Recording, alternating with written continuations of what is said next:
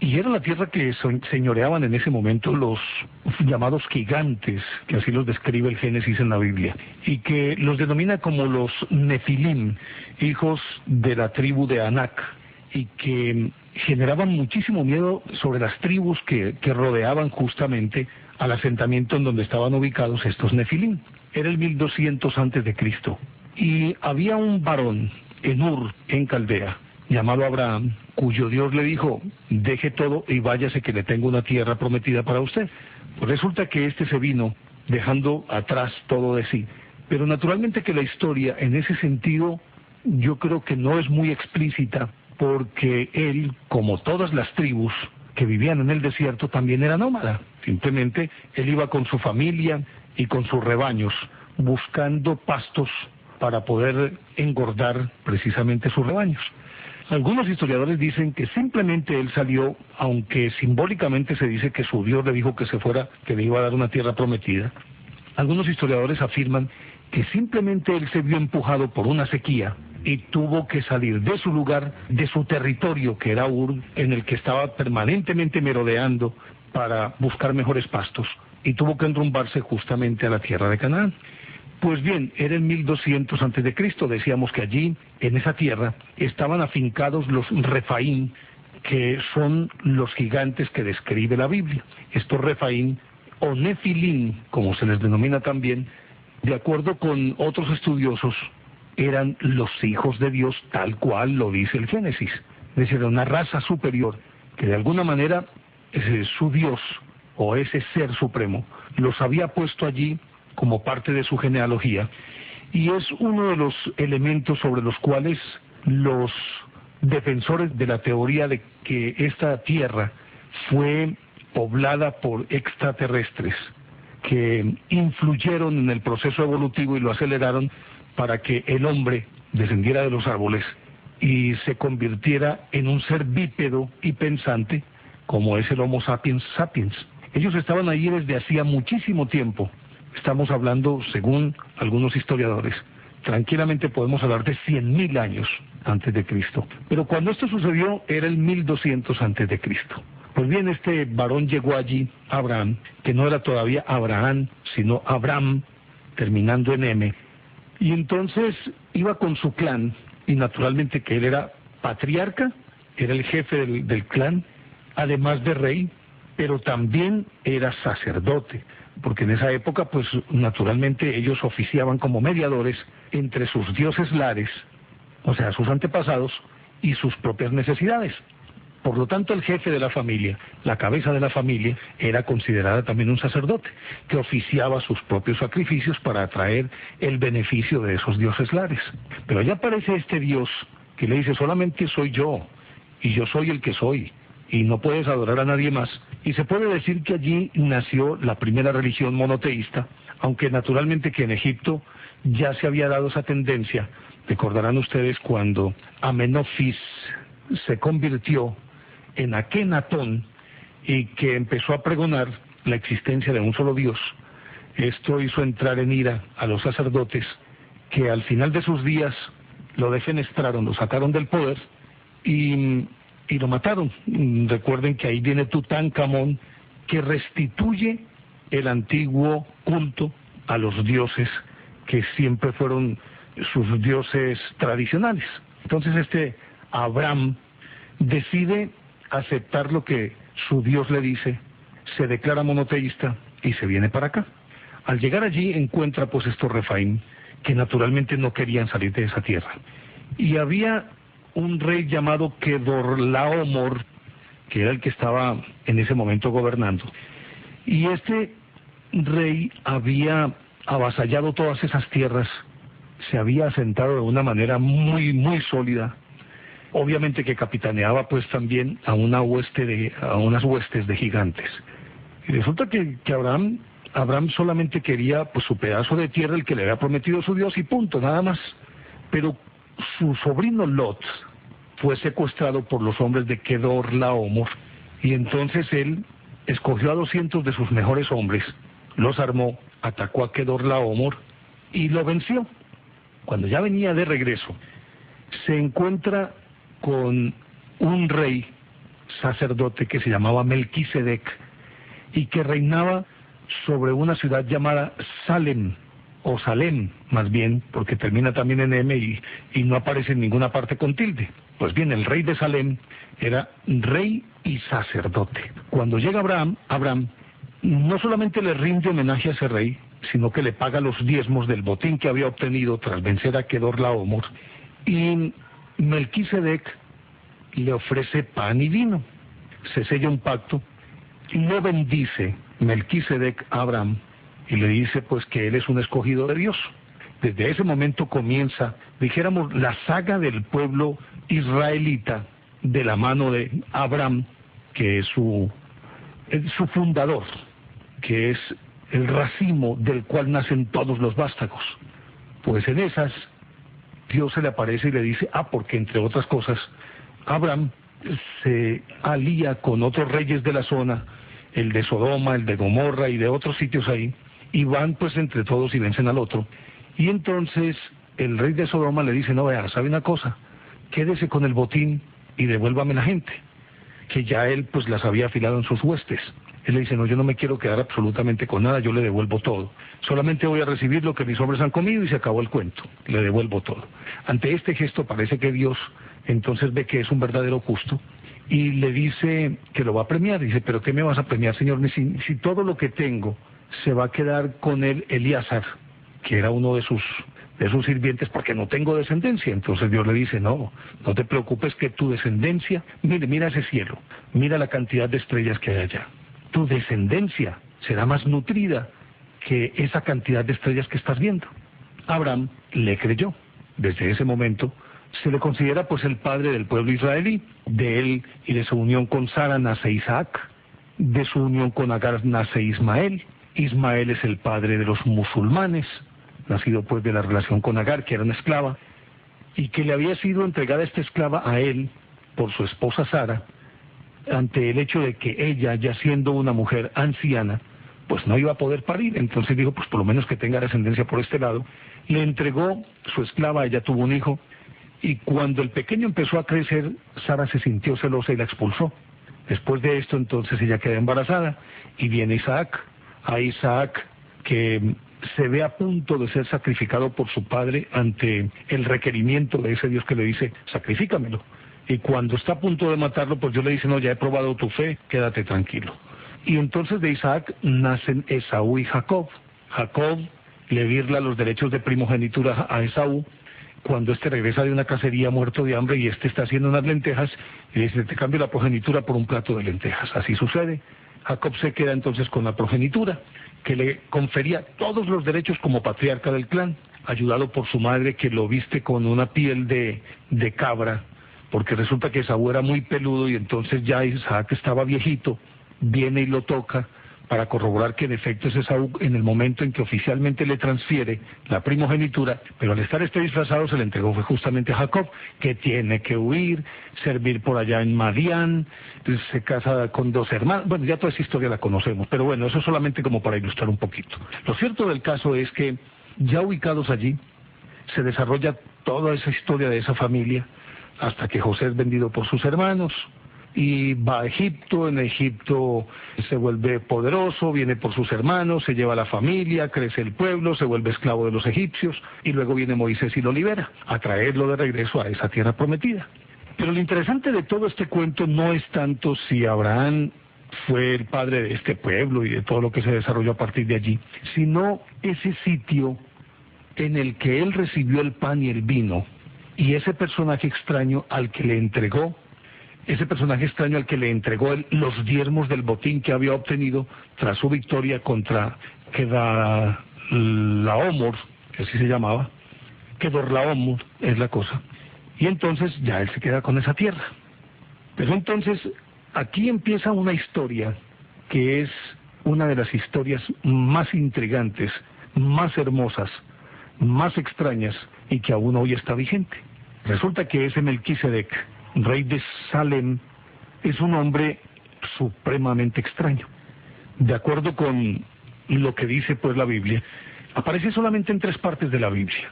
Aparece en Génesis 14, que es cuando sucede todo este hecho que les he relatado. del encuentro de los dos, de cómo lo bendice, de cómo le da el pan y el vino, de cómo le entrega los diezmos, y que ha sido instituido sacerdote, rey sacerdote por el Dios Altísimo, servidor del Dios Altísimo. Y listo, hasta ahí llega. Luego lo vuelve a mencionar en el Salmo 110 David, cuando dice que lo instituye como sacerdote por siempre, de acuerdo pues con el orden de Melquisedec. Y ahí es como muy oscuro ese versículo del Salmo 110, porque David dice, es decir, asume como que hay otro por encima de su Señor. Y textualmente dice lo siguiente, dice, así dijo el Señor a mi Señor. Entonces uno se pregunta, ¿cuál es el Señor del Señor de David? ¿Y cuál es el Señor de David?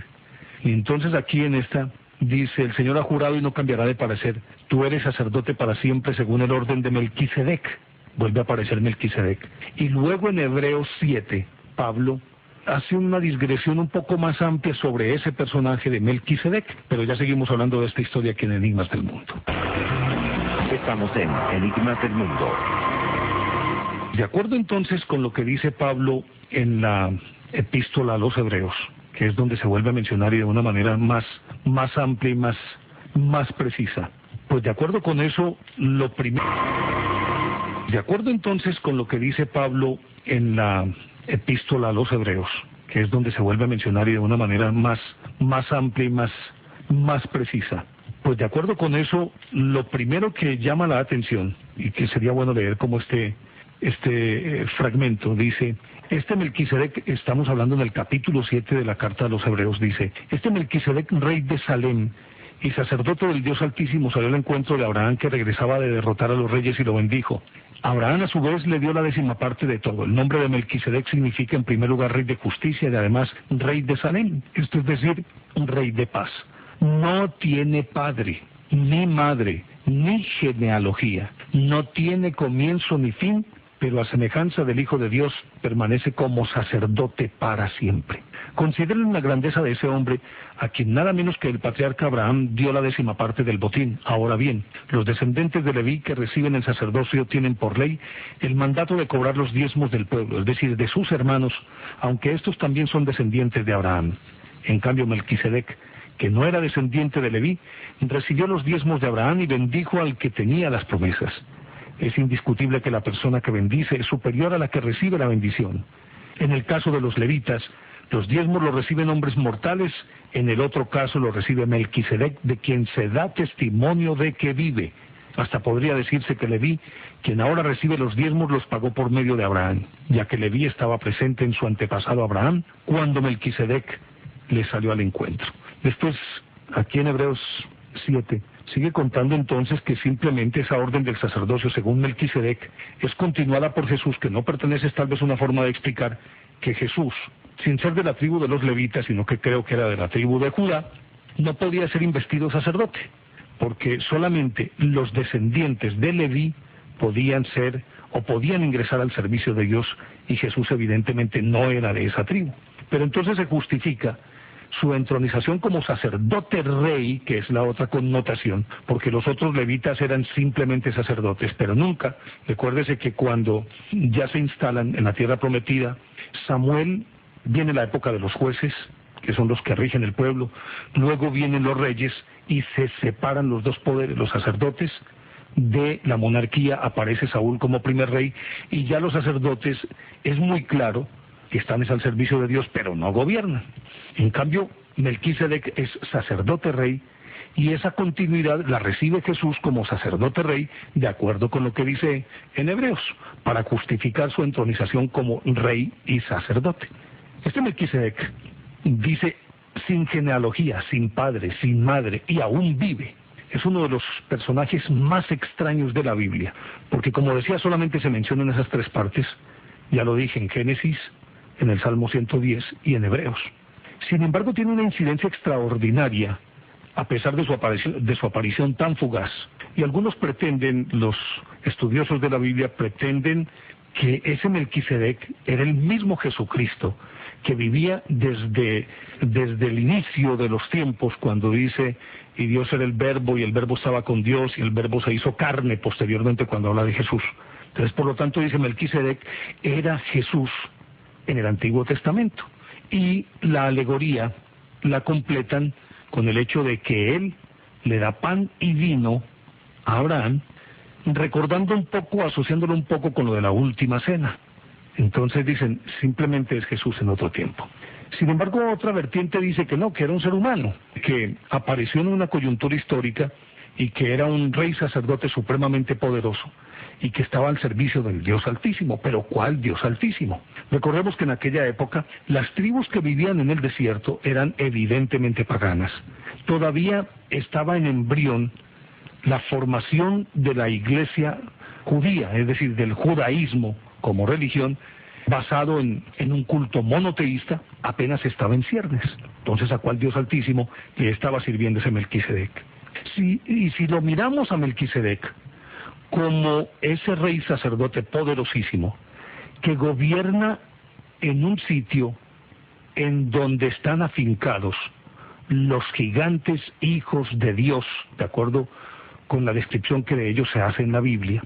Acuérdese que dice, y los hijos de Dios se unieron con las hijas de los hombres.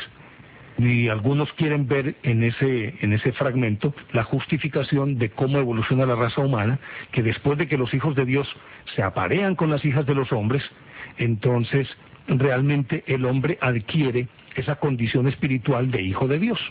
Pero yo creo que eso ya pues es como terreno muy delicado que pisan solamente los estudiosos de la Biblia y de la religión. Pero ahí está, el hecho es incontrovertible de acuerdo con lo que describe la Biblia.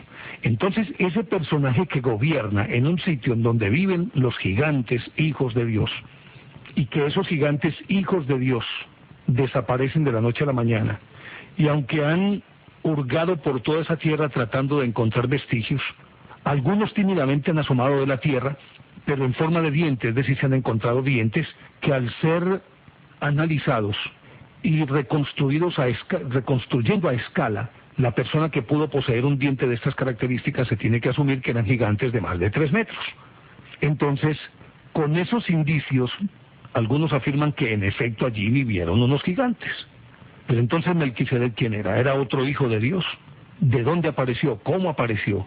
Si algunos dicen era Jesús, porque en aquella época, aunque Jesús vivió desde siempre, de acuerdo con lo que dice la Biblia, lo cierto es que, según inclusive el padre Salvador Freixedo, un jesuita que se retiró del sacerdocio, y es un estudioso del fenómeno ovni y lo ha asociado con aquellas figuras que aparecen en la Biblia, aludiendo a fenómenos que se podrían asumir en este momento como característicos de la ufología, las nubes radiantes, los desplazamientos de el carro de Elías y otros tantos pues que están incluidos en la Biblia y que a la luz de la ufología podrían tener una cierta similitud con los fenómenos que se derivan de la aparición de los ovnis en la actualidad. Entonces algunos asumen que simplemente este Melquisedec no era otro que un extraterrestre, digámoslo, enviado por Dios para, no sé si fungir de un líder civilizador o un innovador que debía introducir algunos adelantos, especialmente en lo que tiene que ver con agricultura, que tiene que ver también con la construcción, es decir, hacer que la vida de las personas de aquella época tuvieran un mayor confort, es decir, ayudarles en algunos inventos para facilitarles la vida, pero y muy especialmente un líder religioso que introdujera reformas a ese culto primitivo politeísta e instaurara un culto a un solo Dios, es decir, un culto monoteísta, con sus valores correspondientes, con sus principios, con sus parámetros, también con sus leyes y preceptos, que es lo que a la postre se puede decir conforma el cuerpo de creencias de un pueblo. Entonces, de acuerdo con lo que dicen estos estudiosos, Melquisedec no era otro que un extraterrestre que vino a cumplir una misión y que tras la misión desapareció tan misteriosamente como había llegado, recordando, de acuerdo con la descripción que se hace en Hebreos 7, que no tenía ni padre, ni madre, ni se le conocía genealogía alguna. Y por lo tanto un hombre sin principio ni fin. Además él dice que aún sigue viviendo. Obviamente que esto también tendría que entenderse desde una perspectiva simbólica y que tal vez ese ser, más que estar físicamente, simplemente sigue viviendo a través de los preceptos que dejó entre sus seguidores, que fueron a la postre el embrión de la futura religión judaica que puso en práctica Abraham y sus descendientes tras él. Y esto Melquisedec se le asocia también con la figura de Moisés, a decir de algunos estudiosos. Si sigue viviendo, apareció en momentos coyunturales difíciles del pueblo judío y se convirtió en el líder que estaba necesitando ese pueblo judío. En este caso, después de ser Melquisedec y de ayudarle de alguna manera a Abraham para vencer a Kedorlaómor y a sus huestes de gigantes, siendo él también uno de los gigantes. Y entonces aquí habría que empezar a pensar si habían dos bandos, uno de gigantes buenos y uno de gigantes malos. Y ahí también se podía prefigurar la rebelión de los hijos de Dios, los rebeldes, capitaneados pues por Luzbel, que luego se transformó en Lucifer. Todo eso pues obviamente pertenece a un cuerpo de hipótesis y de teorías que van lanzando quienes se han dedicado a estudiar este fenómeno. Y entonces luego cuando Moisés aparece para liberar a su pueblo, algunos quieren ver en esa figura de Moisés de nuevo a Melquisedec, el Melquisedec que aparece de la nada y desaparece también sin que haya de él ninguna noticia de cómo se fue. Recordarán ustedes que entonces se puede asociar con la aparición de un Moisés que, si bien es cierto, hijo de una israelita, su nacimiento simbólico se remite al momento en que la princesa egipcia lo encuentra en un canasto cuando iba flotando sobre el río Nilo. Aparece ahí y ahí comienza su verdadera historia. Viene, libera al pueblo. Tiene que estar 40 días solo en el desierto con su Dios, cuando el episodio de la zarza ardiente. Luego, cuando ya libera a su pueblo, tiene que estar 40 días y 40 noches en la cumbre del monte, conversando con su Dios cuando desciende con las tablas y recibiendo las instrucciones necesarias para que ese pueblo pudiera entenderlo. Y luego baja, pero miren que aquí aparece el número 40 en varias oportunidades. Tiene 40 años cuando sale de Egipto después de matar al capataz. Dura 40 años vagando en el desierto y al servicio de su suegro Jetro o Yetro. Luego cuando regresa, ya él cuenta 80 años en ese momento, libera al pueblo judío y vienen 40 años deambulando por el desierto. No sé qué sentido tenga ese número 40 ahí, pero es, de todas maneras, alguna trascendencia o algún significado oculto debe tener. Pero ya seguimos hablando de esta historia aquí en Enigmas del Mundo. Ya regresamos, Enigmas del Mundo.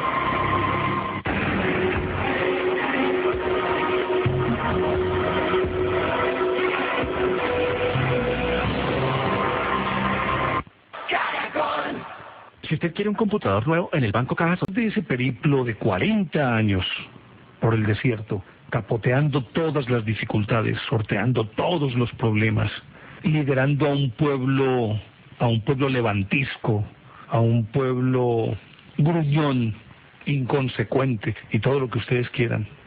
Después de darle una conformación de verdadera nación, de dictar los preceptos, el cuerpo de preceptos que había de regir los destinos de este pueblo, pues resulta que al final, recordarán ustedes que él duda cuando tiene que golpear una roca. El Señor le dice, no recuerdo si es 1 o 2 golpes, y después de que él dudó, viene la piedra y de la piedra pues sale agua y demás, pero el Señor no olvida esto y lo castiga indicándole que jamás podrá entrar en la tierra prometida, aunque la podrá ver. Y entonces dice en Deuteronomio que ascendió de las llanuras de Moab al monte Nebo, a la cima del monte Pisgah frente a Jericó. Allí el Señor le mostró todo el territorio que se extiende desde Galaad hasta Dan, todo el territorio de Neftalí, de Efraín, Manasés y Judá hasta el mar Mediterráneo. Le mostró también la región del Negev y la del valle de Jericó, la ciudad de palmeras hasta Zoar, Luego el Señor le dijo, este es el territorio que juré a Abraham, Isaac y Jacob, que daría a sus descendientes. Te he permitido verlo con tus propios ojos, pero no podrás entrar en él. Y cuenta que allí murió, en el monte Moab, murió Moisés sin poder entrar a la tierra prometida. Sin embargo, más adelante dice que nunca pudieron encontrar su sepultura. Dice, allí en Moab murió Moisés, siervo del Señor, tal como el Señor se lo había dicho, y fue sepultado en Moab, en el valle que está frente a Bet Peor, pero hasta la fecha nadie sabe dónde está su sepultura. Nunca se supo dónde enterraron a Moisés. Al parecer, y según algunos escritos apócrifos, cuando él murió, se dio una batalla entre las huestes de los buenos y los malos, en este caso, digámoslo, los ángeles buenos y los ángeles malos, por el cuerpo de Moisés. Nunca se supo qué pasó, y es uno de los grandes misterios. Lo cierto del caso es que la sepultura de Moisés nunca se encontró. Nunca se encontró. Entonces uno retrocede un poquito y piensa, bueno, así en la misma forma como Melquisedec desapareció, desaparece también Moisés. ¿Qué pasó ahí? Y vuelve entonces, como este personaje, Melquisedec, a plantear muchas inquietudes, si de ser, como lo dicen algunos, era ni más ni menos que la reencarnación de, digámoslo, no reencarnación, sino, pues no sé cómo podría decirlo ahí. En todo caso, vuelve como enviado para adelantar un trabajo que para otro habría sido supremamente difícil. Pero luego hay otro personaje también que en la misma proporción juega un papel importantísimo en la vida del pueblo judío, y es el famoso Elías. Resulta que Elías, de acuerdo con lo que de él cuenta la Biblia, fue arrebatado por un carro de fuego. No se volvió a saber de él. Simplemente desapareció Elías. Estando con su discípulo Eliseo, recordarán ustedes que ellos están atravesando un valle, y de pronto aparece un carro de fuego que lo rapta, y a él solamente se le cae el manto que lo recoge Eliseo, y hasta ahí llega. Nunca más se vuelve a saber absolutamente nada de Elías.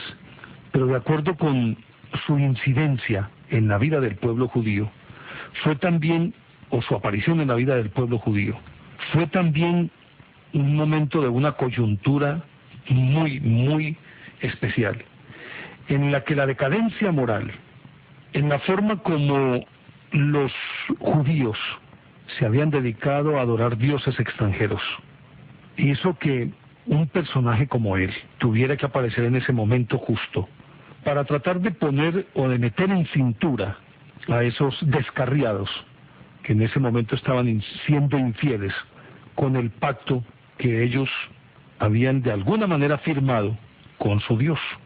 Y entonces la aparición de este Elías, que entre otras cosas es un personaje excepcional, porque recuérdese que inclusive hay un episodio muy bonito en el que él entra a un pueblo y le dice a una viuda que le dé algo de comer, y la viuda solamente tiene un poquitico de pan con levadura y tiene a su hijo enfermo, no tiene nada más para comer. Él le dice, no, dame a mí primero y luego no hay ningún problema, y con seguridad que vas a tener comida sin ningún problema. Y entonces se multiplica pues el aceite y la comida que tiene la viuda. Ah, no, pero este personaje más que Elías es Eliseo. Y recuérdese que Eliseo posteriormente, el discípulo pues también, hace el milagro de la comida, luego alimenta a 100 hombres, sana, bueno, hace bastantes milagros. Pero todos porque Elías es llevado al cielo y le deja a él su herencia. Recuérdese lo que dice cuando se lo lleva. Voy a leer una partecita. Dice, cuando se acercaba la hora en que el Señor se llevaría a Elías al cielo en un torbellino, Elías y Eliseo salieron de Gilgal. Entonces Elías le dijo a Eliseo, quédate aquí, pues el Señor me ha enviado a Betel.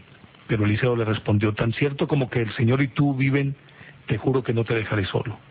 Así que fueron juntos a Betel, y allí los miembros de la comunidad de profetas de Betel salieron a recibirlos y le preguntaron a Eliseo, ¿sabes que hoy el Señor va a quitarte a tu maestro y dejarte sin guía? Lo sé muy bien, cállense.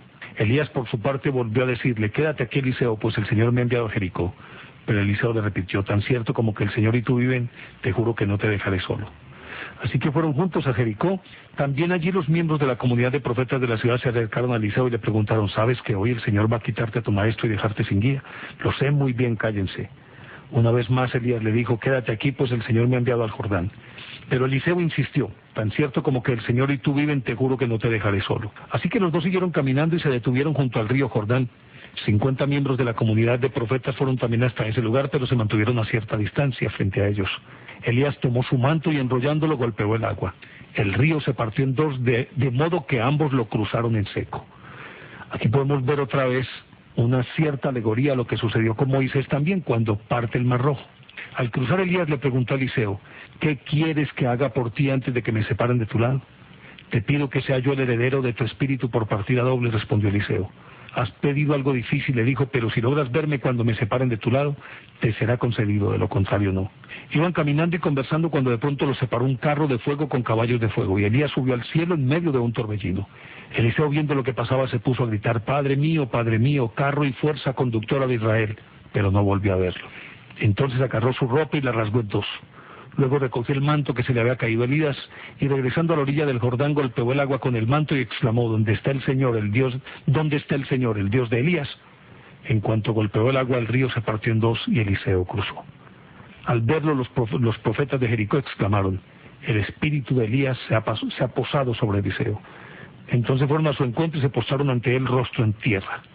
Pero solamente pues quería contarles esto, porque Eliseo posteriormente también resucita al hijo de la viuda, que se está muriendo, y él se acuesta sobre él, le da calor y le insufla el hálito de vida que le permite recuperar la vida pues a este muchacho. Pero bueno, estábamos hablando básicamente de Elías, que también es, en la misma forma que Melquisedec y Moisés, desaparece. Moisés, aunque se dice que fue enterrado en Moab, su cuerpo nunca fue encontrado. Melquisedec no se sabe a dónde fue, y Elías fue arrebatado por un carro de fuego. Ustedes recordarán aquel episodio también cuando la transfiguración, cuando Jesús sube con Pedro y con Juan, si no estoy mal, al huerto de Getsemaní, bueno, uno de esos huertos, y se pone a orar. Y ellos se duermen, los discípulos se duermen. Y de pronto los despierta un resplandor muy especial cuando miran y ven al Señor transfigurado, y junto a él a dos figuras muy especiales: Moisés y Elías. Y ellos lo reconocen inmediatamente. Inclusive le dice Pedro al Señor, le dice: Señor, está haciendo frío, hacemos 3 tiendas, una para ti, otra para Moisés y otra para Elías. Y el Señor les dice: no te pongas con esas tonterías, no te preocupes por eso. Extrañamente se reúnen esos 3, Moisés, Elías y Jesús. Bueno, pero ¿qué pasó aquí? Y ellos, mientras están allí, sostienen una conferencia, podría decirse que casi que una conferencia en la cumbre, pero también extraña. Y luego de esto, ellos desaparecen, y Jesús les pide a sus discípulos que no le cuenten absolutamente nada a nadie. Pues hombre, ya este personaje, por lo menos lo lleva a uno a pensar realmente quién era. Si era Melquisedec, transformado en Moisés y posteriormente en Elías, con esas características: Moisés parte el agua en dos en el Mar Rojo, Elías el río antes de ser raptado por el carro de fuego. Los 3 de Elías no se dice dónde nacen ni nada de esas cosas, pero independientemente que se diga dónde nació, pues a la hora de la verdad importa más es el hecho de que desapareció sin dejar ningún rastro después de ser raptado por ese carro de fuego. Y luego se reúnen los 3 en ese hecho de la transfiguración, que es otro de los grandes misterios en la vida de Jesús. Pero recuérdese que además Jesús, si bien es cierto, no que yo recuerde, parte o abre un camino a través del agua, sí camina sobre las aguas. Bueno, pero ya seguimos hablando de esta historia aquí en Enigmas del Mundo. Estamos en Enigmas del Mundo. Luego vienen otros personajes que yo creo que también tienen mucha importancia, y entre los cuales el mismo Eliseo, pues que se puede hablar de él como el más grande de los taumaturgos del Antiguo Testamento, es decir, de hombre que hiciera milagros tal vez como Eliseo ninguno, por todo lo que les estaba contando, el caso del aceite pues que aparece y nunca se acaba el aceite de la tinaja, después de que la viuda lo alimenta, resucita a su hijo, posteriormente alimenta a 100 hombres, el milagro de la comida se llama sana a Naamán. Luego aparece otro episodio que es el episodio del hacha. Ese es muy bonito porque él va caminando por el Jordán y de pronto al cortar un tronco uno de los profetas se le zafa a él el hacha y se le cae al río. Entonces dice: maestro, esa hacha no era mía, ¿dónde cayó?, preguntó el hombre de Dios. Cuando se le indicó el lugar, Eliseo cortó un palo y echándolo allí hizo que el hacha saliera a flote. Sácala, ordenó Eliseo. Así que el hombre extendió el brazo y la sacó. Es decir, y muchos otros milagros que hacen de él el taumaturgo más importante del Antiguo Testamento. Pero lo verdaderamente trascendente, y es a lo que queríamos apuntar en este programa, es al hecho de que ese Melquisedec es como el principio de todo. Y de acuerdo con lo que dicen algunos historiadores y estudiosos de la Biblia, es que simplemente ese era Jesús en el Antiguo Testamento, que luego salta Moisés, salta Elías y por último llega Jesús. O sea que el mismo Melquisedec es Jesús. Y ahí es donde lo empata Pablo en ese texto. Dice: no, es que según la orden de Melquisedec es instituido como rey y como sacerdote. Pero sigue contando que hay muchas cosas que él no va a poder decir claramente porque no lo van a entender. Pero leen entre líneas los especialistas en la materia, en que cuando dice que ese sacerdote aún vive, que ha vivido por siempre, es la continuidad del ministerio de Jesús, nacida desde la época misma del Génesis, y que para ello no existe ninguna duda. Y a pesar de que no pertenece a la estirpe de los levitas, y por lo tanto ante los ojos de Israel legítimamente no puede ser sacerdote, porque no pertenece a esa tribu, aquella investidura de Melquisedec, por eso dice según la orden de Melquisedec, pues es simplemente la legitimación del ministerio de Jesús en el Nuevo Testamento. Y por lo tanto, ese Melquisedec no es otro que el mismo Jesús. Y por lo tanto, nunca desapareció.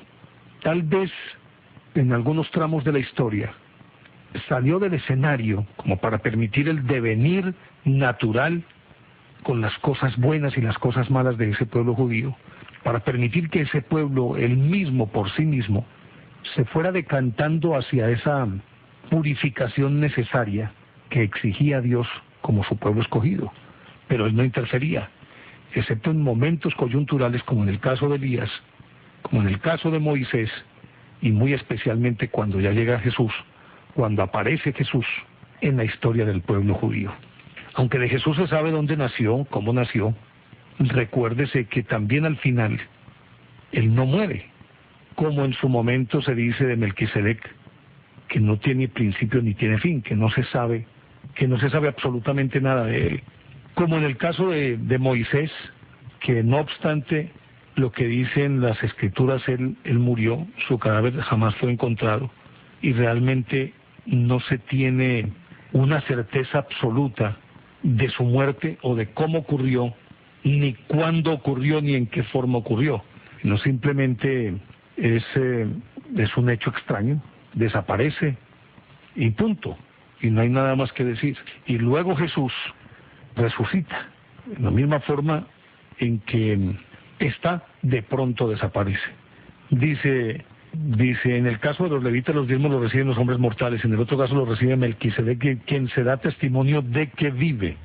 Y dice, no tiene padre ni madre ni genealogía, no tiene comienzo ni fin, pero a semejanza del Hijo de Dios permanece como sacerdote para siempre. Y otra connotación es que el mismo nombre de Melquisedec significa rey de paz o justiciero. Y a Salem, que no es otra que Jerusalén, se le conoce como la ciudad de la paz. Y allí desaparece Melquisedec, y allí desaparece Jesús también, al resucitar. Pero uno se pregunta, bueno, yo en un tema como este, que es tan supremamente delicado y que seguramente toca las fibras de tanta gente, es probable que muchos creyentes a lo mejor entiendan que este tema, o que en este tema estoy yo siendo, dijéramoslo, si no sacrílego, sí por lo menos irreverente, pero no se trata de eso, se trata simplemente de, dentro de la filosofía y del contexto de este programa, analizar ese caso y dar cabida a cualquiera de las vertientes sin tocar lo que es eminentemente espiritual. Yo estoy hablando simplemente de una historia, sin meterme en intríngulis de tipo religioso, ni ético, ni filosófico, ni espiritual. No, simplemente estoy contando o partiendo desde la historia, nada más. Y entonces por eso llama poderosamente la atención las cosas que tienen en común estos tres personajes. Las vertientes que estudian ahora el fenómeno, pues, es decir, hay diversas vertientes que estudian desde distinta perspectiva el fenómeno de la ufología. Pero muchos de ellos sí coinciden en afirmar, tal vez temerariamente, algunos tal vez imbuidos de una buena intención, otros con una mente retorcida, lo cual pues no es materia de análisis aquí porque no pretendemos hacer juicios de valor. Y la mayor parte de ellos coinciden en que seguramente Jesús era un extraterrestre y que no era otro que el mismo Melquisedec, que pasó a lo largo de toda la historia, siempre estuvo presente en la historia del pueblo egipcio, del pueblo judío, hasta su desaparición de la carne, no su desaparición viva en el sentimiento, en el pensamiento y en la fe, como un Cristo que vive y actúa, y que no en vano hay más de 1000 creyentes en el mundo que así lo afirman, entre los cuales también obviamente me incluyo yo. Pero esta teoría de que Jesús podría ser un extraterrestre ha tomado fuerza también en los últimos tiempos, y que podría ser el mismo Melquisedec, serían el mismo personaje, por los hechos que ya he comentado con lo de Moisés, con lo de Elías, la transfiguración, la reunión de los tres, luego la resurrección de Jesús. Y decía que se ha reforzado esa teoría partiendo del estudio de la sábana santa de Turín, que recordarán ustedes, hicimos un programa extenso y lo analizamos profundamente, el misterio de la sábana santa de Turín. Porque recordarán que ustedes que al final de ese tema estábamos contando, después de hacer un recorrido rápido sobre la autenticidad que se reafirma por el hecho de que la palinología, es decir, el estudio del polen, afirma que encontraron gránulos de polen en esa sarga que envolvió a Jesús, y que esos gránulos de polen, ya muchos de ellos fosilizados, procedían de la época en que vivió Jesús, del siglo I. Que el tipo de prenda que lo envolvió, después de datarla con carbono 14 y otros métodos más modernos, encontraron que procedía de la época de Jesús, que había sido confeccionado en Palmira, una ciudad cercana a Tiro, que era especialista, que era la meca pues de las confecciones en aquella época, por decirlo de alguna manera. Y luego los análisis del fotógrafo Secondo Pia, que es el primero en tomarle una fotografía por ahí en 1891, y cuál no es su sorpresa, o 1898 más bien, y cuál no es su sorpresa cuando ve que esa imagen impresa es en efecto un negativo. Es decir, lo que es blanco aparece como negro y lo que es negro aparece como blanco. Y luego viene todo ese proceso de estudio y se llega a la conclusión de que nadie pudo haber falsificado, si es que se pretende hablar de una falsificación, esa sábana, o haberla trucado, o haberla pintado de tal manera como para hacerla parecer como si realmente hubiera envuelto a una persona de las características de Jesús, sometido al martirio al que fue sometido Jesús. Y era imposible que alguien en aquella época hubiera podido pintarlo, luego de los análisis de cómo pasó la sábana santa de un sitio a otro. Recordemos el incendio de Chamberí en 1535, y resulta que los únicos vestigios químicos que tiene la tela son residuos de agua, precisamente, que apagó la parte chamuscada de la sábana santa. No hay absolutamente vestigio de ninguna sustancia química en la sábana santa. Y aunque aparecen los hilillos de sangre que salían de su cabeza y de todo el cuerpo, allí plasmados, estos tampoco proceden de una impresión química, es decir, no fue por contacto. Y la impresión que allí está tampoco fue por contacto, fue una proyección. Con el otro hecho de que es una figura tridimensional, Se lo puede medir en lo alto, en lo ancho y en lo largo, cuando una fotografía es de 2 dimensiones. Que a través de la impresión se puede determinar cuáles fueron las heridas que le infligieron, cuál fue su tormento, desde el punto de vista médico, por qué murió, cuál fue ese proceso fisiológico de deterioro hasta alcanzar la muerte. Todo eso se puede ver ahí en esa sábana santa. Que siguen muchos afirmando que eso es un truco muy bien montado. Pues bueno, los aparatos más sofisticados de la NASA llegan a la conclusión de que no hay ningún truco, que es auténtico, la Sindona es auténtica y que no hay forma, desde ninguna perspectiva, para lograr tal obra de arte, tal maravilla, de no haber sido auténtica. Y por lo tanto, no hay ningún contacto físico por parte de Jesús con esa sábana en el momento en que aparece la figura de Jesús en ella, sino que es una proyección, no es ni siquiera una fotografía, sino que es, diríamoslo, como una impresión a distancia. Póngale, de alguna manera, tratemos de hacer un símil con algo relativamente conocido, a través de un rayo láser o algo por el estilo. Y por lo tanto eso no pudo haberlo hecho una persona cualquiera, sino alguien con un poder sobrenatural. Y por lo tanto, algunos dicen, esa es una prueba de que Jesús no era de este mundo, sino extraterrestre. Él siempre lo dijo, el reino no es de este mundo. ¿Pero qué entrañaba con esa expresión? Siempre seguirá siendo un misterio. Por lo tanto, ¿será posible que en efecto Jesús fuera el mismo Melquisedec? ¿O sería otra persona totalmente distinta? En todo caso, sí, el Hijo de Dios. Siguen investigando qué pueden encontrar alrededor de Melquisedec, pero difícilmente se podrá encontrar algo más, porque es tan ambigua, tan pequeña la información que sobre él se tiene, pero que genera tantas dudas que cualquier cosa es posible. Llegamos al final de nuestro programa. Queríamos hablar hoy, finalizando la Semana Santa, de este tema, y a petición de varios oyentes, los invitamos cordialmente para que continúen la programación de Caracol. Sigan escribiéndonos a don Octavio Gallo, gracias en el sonomontaje, a ustedes por su compañía, y nos encontramos en una semana porque el próximo domingo será otro cuento.